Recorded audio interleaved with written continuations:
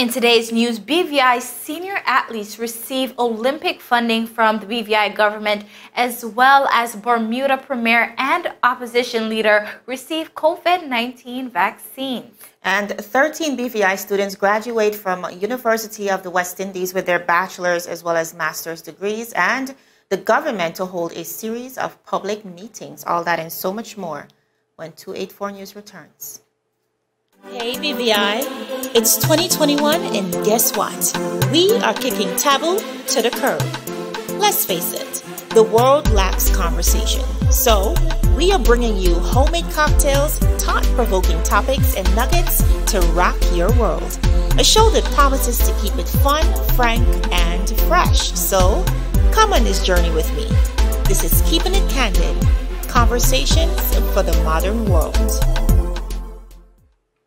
Welcome, everyone. It is Tuesday, January 12, 2020. Another beautiful and promising day here in the beautiful British Virgin Islands. My name is Javon Wilson. And I am Kyla Kenesha Forbes. We are coming to you live this evening to bring you your local, regional, and international news, what is happening right here and across the region and the world.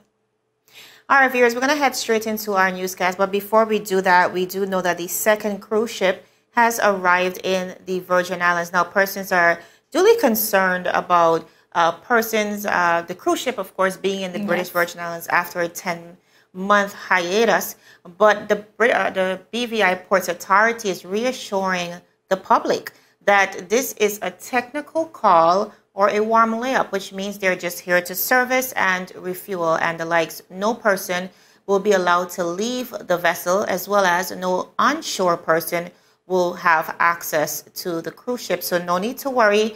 They are just here for technical calls and warm layups, which, by the way, gives the BVI an opportunity to gain some revenue while they're at it for just about 30 days. As you said, Javon, many persons are concerned when they saw the cruise ship coming into our harbors or docked at our docks. So I'm glad that that is now clarified. But as we jump into our newscast for this evening, the government of the Virgin Islands has handed over 4 checks written for $25,000 each to 4 of the territory's top athletes to assist with their voyage to this year's Olympic Games, which is scheduled to take place in July in Tokyo, Japan.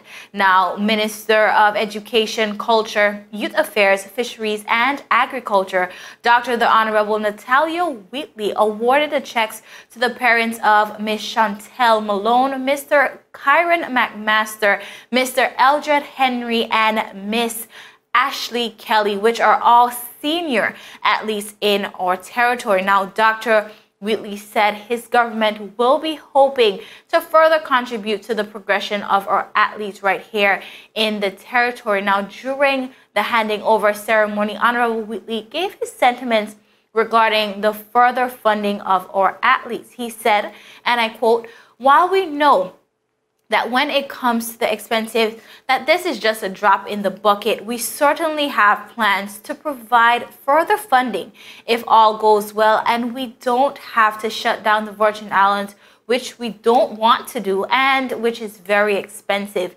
But if all goes well and we can source the resources, we certainly expect to be able to do something further for our athletes."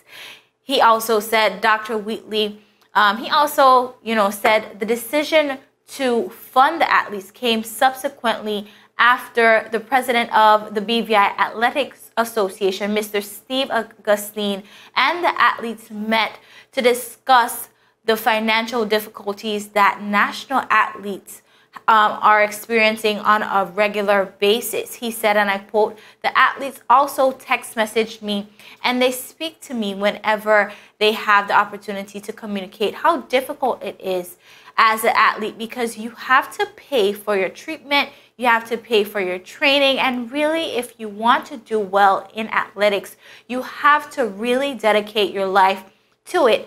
So you don't necessarily have the opportunity to have other jobs," Dr. Wheatley explained. He added, and of course, some of the athletes do get sponsorship, but that can only take you that far. And when you have any injuries, to be able to rehab from the injuries is very expensive, and you also have to maintain yourself.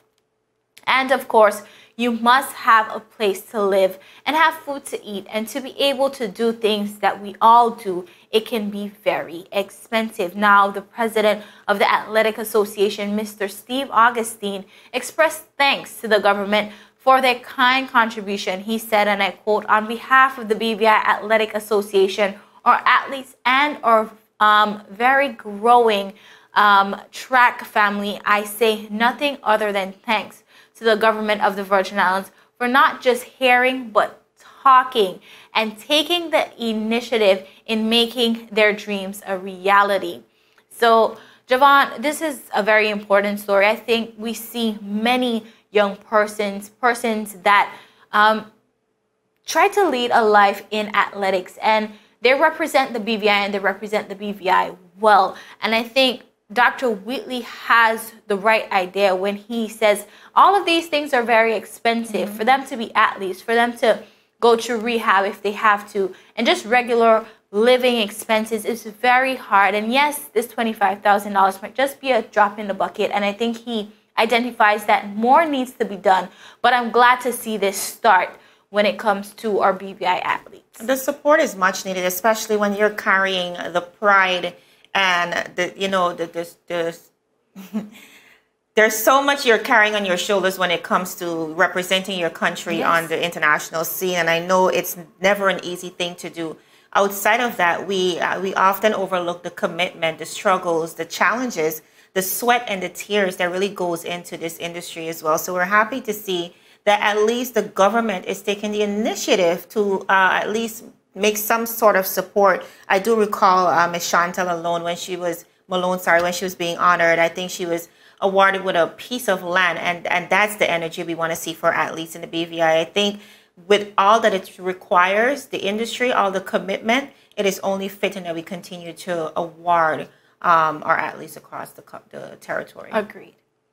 All right, viewers, now 14 students from the British Virgin Islands will graduate virtually this week from the University of the West Indies. The confirmation was made via Facebook on the UWE Open Campus BVI page. The post reads, 14 graduates from the BVI are among the 8,500 members of the University of the West Indies class of 2020 who will officially graduate and receive their degrees during the 2020 virtual graduation ceremonies starting this week. End of quote. Now, viewers, among the graduation scroll are 5 law students, 3 education, and also 6 science graduates. They include a Master's of Education, Literacy, Instruction with Distinction, that is Miss Hewlett Jacinta King Evelyn.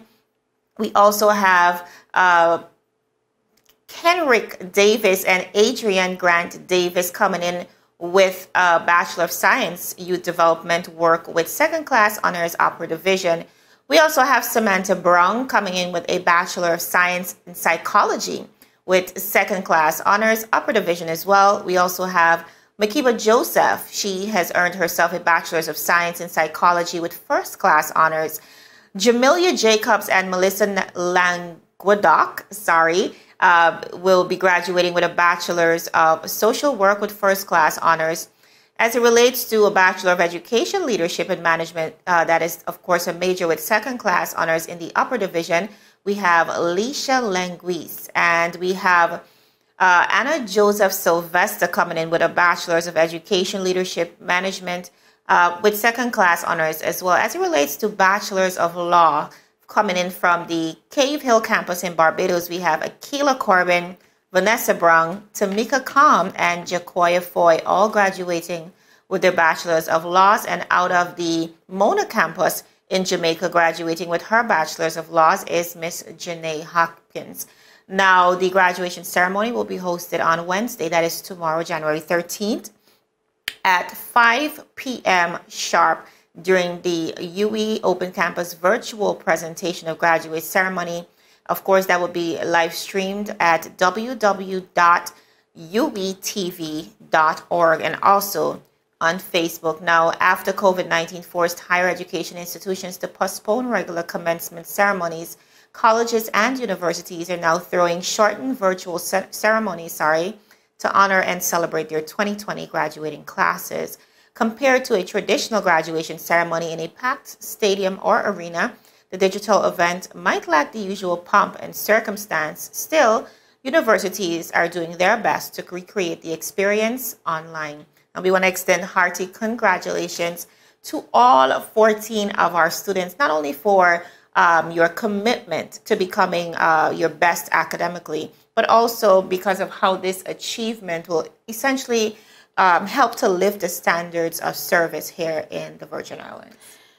Now, Javon, for an entire year, we can say just about an entire year, the entire world have been dealing with COVID-19. I can only imagine how it has been for students being in school at the time, dealing with the changes. So to see these individuals being able to still succeed during this year and receive these academias is just simply amazing. And I do want to congratulate all of them for their outstanding work. Now, viewers, still ahead, the BVI government is to hold a series of community meetings, as well as Richard Branson has to lose his mother to COVID-19. All this and so much more when 284 News returns.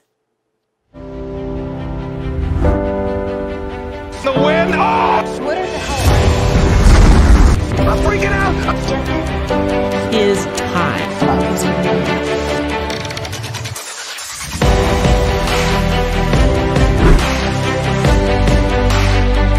284 News coming to you live and direct from the beautiful British Virgin Islands. What's poppin', what's really good, what's happening, what's up? Davis has won it for the Lakers!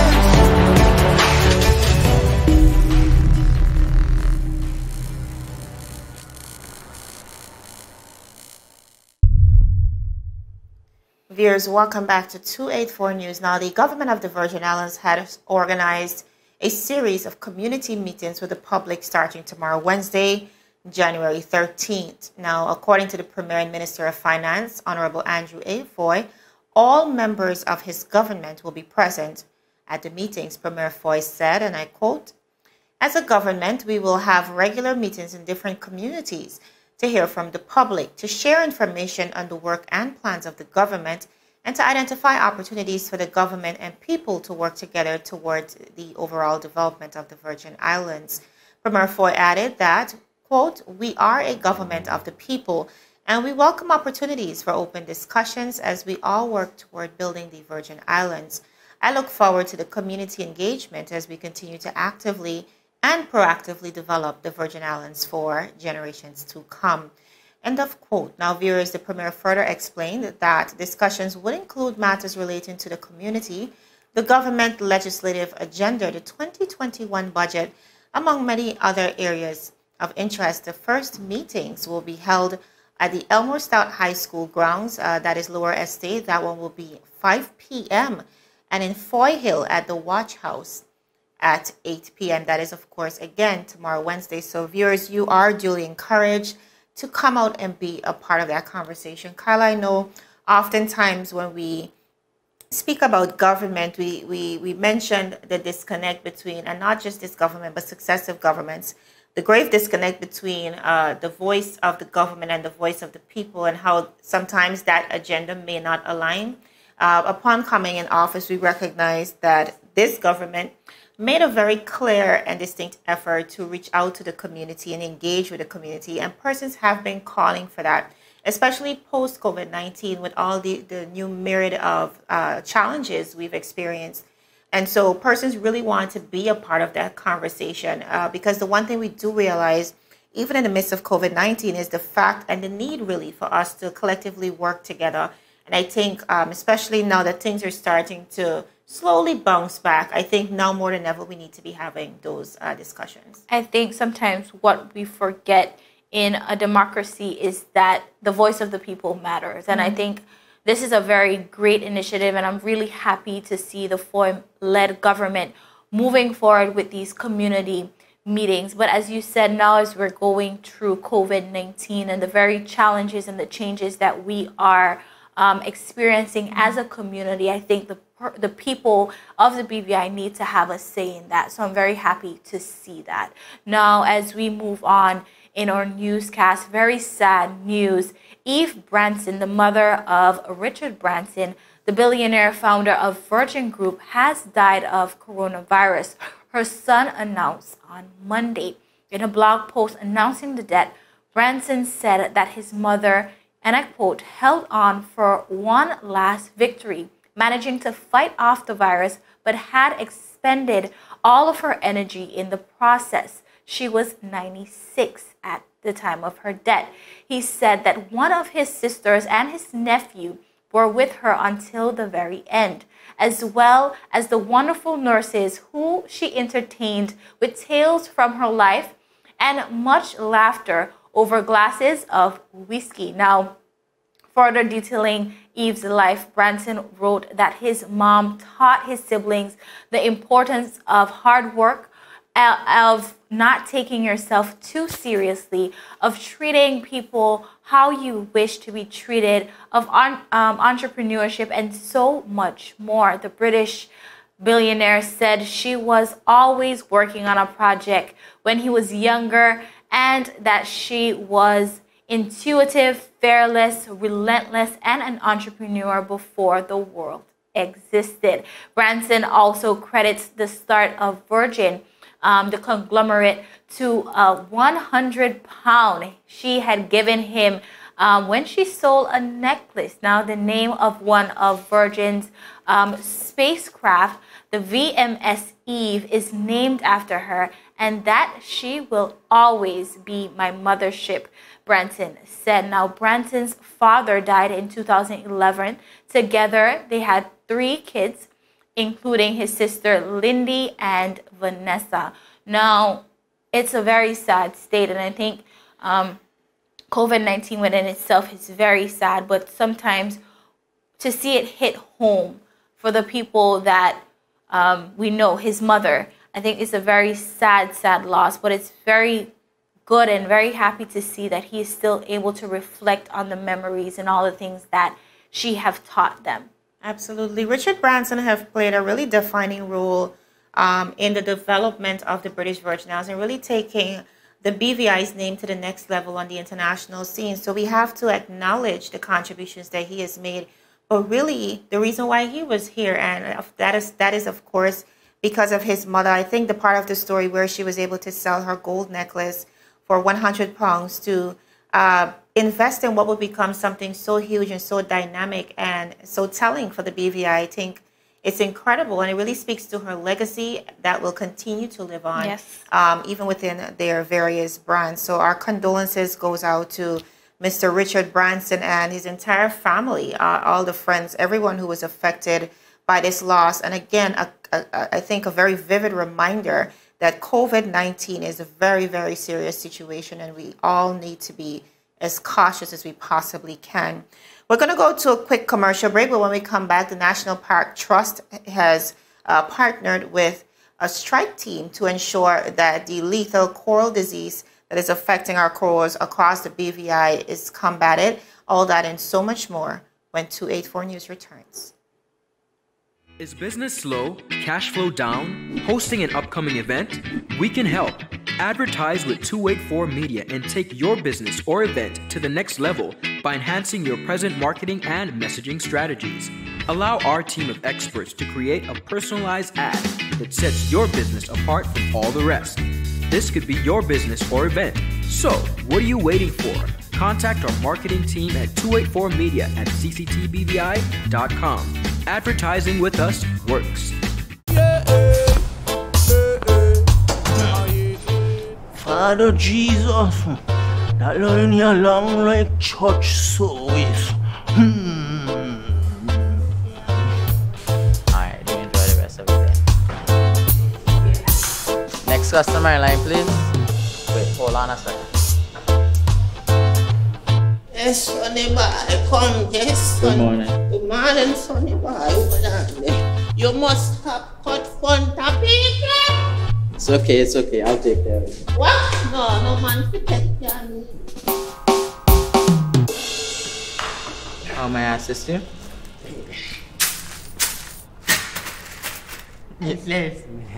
You want top of power? You want top of power?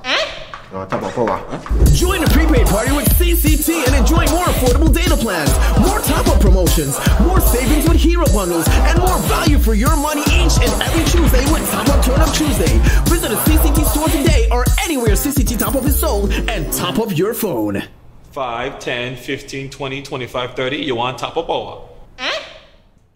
Viewers, welcome back to 284 News. Thank you so much for sticking with us. Now, as we begin to wrap up, the National Parks Trust of the Virgin Islands, NPT, has teamed up with local dive operators and marine experts to tackle the stony coral tissue loss disease here in the Virgin Islands.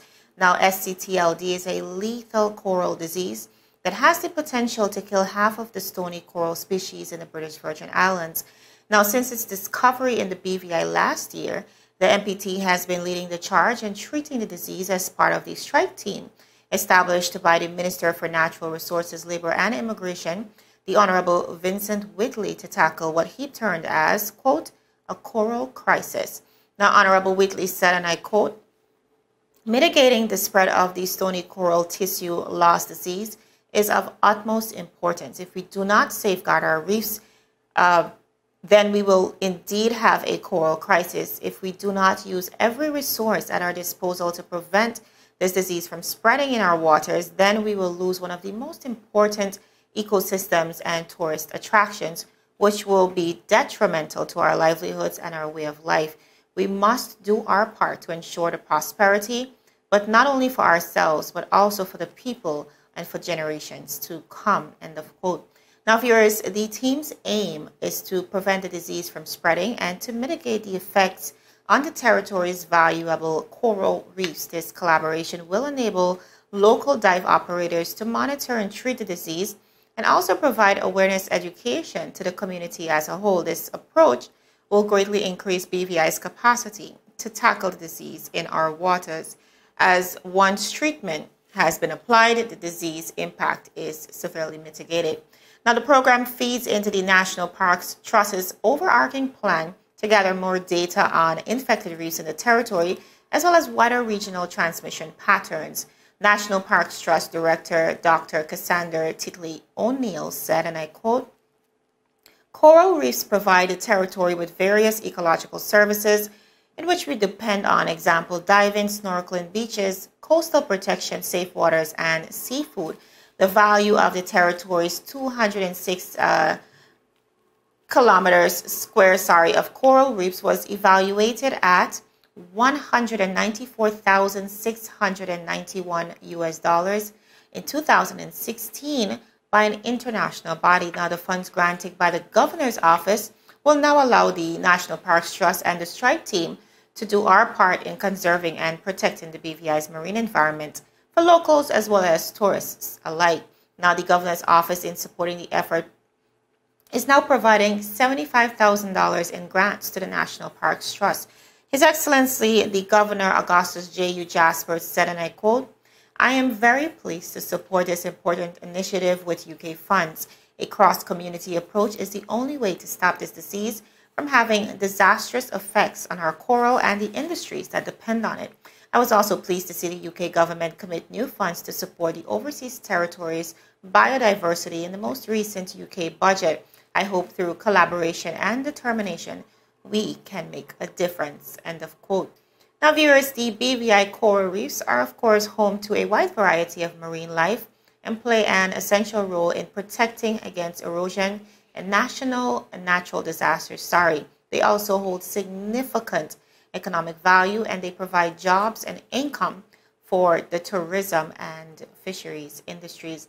Now, Kyla, a very important element of our tourism product as we think about our seas, that really is our bread and butter, being that we are also known as the sailing capital of the world. But one of the joys really that tourists come to enjoy, I'm really happy to see us not only talking about tourism as a critical pillar in the BVI, but also acknowledging the investment that needs to go into it. Beyond that, I'm happy that the United Kingdom government in their commitment to us as a British Overseas Territory, is also seeing it very necessary to place funding back into the community and ensuring that we continue to protect our biodiversity here in the Virgin Islands. I think it's very important. I'm happy to see, I think more information such as this needs to go out so persons in the BVI could understand the importance of this ecosystem, the jobs that it provides, the income that it provides, and the industries that it supports. So I think this is very important for the people of the Virgin Islands to know. Now, in our last story for this evening, Bermuda's opposition leader N.H. Cole Simmons joined the Bahamian Premier David Burt in receiving the COVID-19 vaccine on Monday. Burt on his Twitter account posted a photo of him receiving his first dose of the COVID-19 vaccine, which is the Pfizer and BioNTech vaccine at the Bermuda Vaccination Center. He said, and I quote, "Happy to report that I am feeling great and I will be returning in 21 days for my second dose," end quote. He continued that the start of the vaccination program Monday was a significant milestone in fighting against COVID-19. He continued, and I quote, "I thank everyone involved who helped make this possible, but I give special thanks to the team at the Ministry of Health who worked over the holidays to ensure we would be ready." He also appeared to poke fun at some skeptical Bermudans. In another tweet, he said, and I quote, "The placebo effect is crazy. My arm is sore from the non-existent needle," he tweeted. Now, Burt also retweeted a post from the opposition One Bermuda Alliance showing Simmons also receiving the vaccine. He said, "Thanks to the opposition leader for joining us today as we lead from the front." One Bermudan Alliance in the tweet said Simmons, the Premier and the Health Minister joined hands to fight the COVID-19 pandemic and save lives. A healthy population has the potential to build a healthy economy, which benefits all Bermudans, end quote. In a release on Sunday, a health ministry spokesperson reported there would be 2 vaccination events on Monday.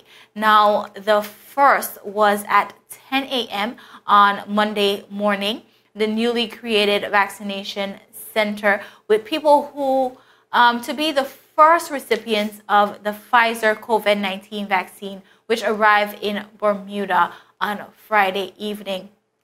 But Javon, we see this story over in Bermuda, and it kind of reminds me when our opposition leader and our premier joined what we called elbows in the very beginning of the fight against COVID-19. But we see where these leaders are taking it a step further and saying, hey, I'm doing it and I'm showing you. And a very important quote was, "We're leading from the front." And I think a lot of leaders can lead by example as it pertains to the COVID-19 pandemic and moving forward.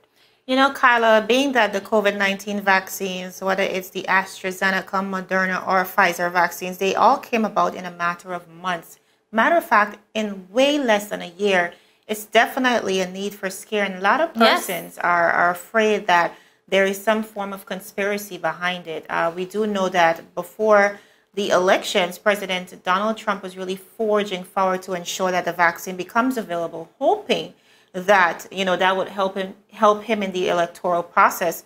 And that's where we see governments politicizing this COVID-19 pandemic. However, with leaders like the ones in Bermuda, if they are taking the vaccine, it essentially shows the people of the Virgin Islands, sorry, not the Virgin Islands, but across the scope period, that you can trust this because we too are putting ourselves in that position. So viewers, that is all we have for today, but we want to remind you to check us out on 284media.com for so many other articles. And of course, to join us again tomorrow. My name is Javon Wilson. And I am Kyla Kenesha Forbes. Have a good evening, everyone.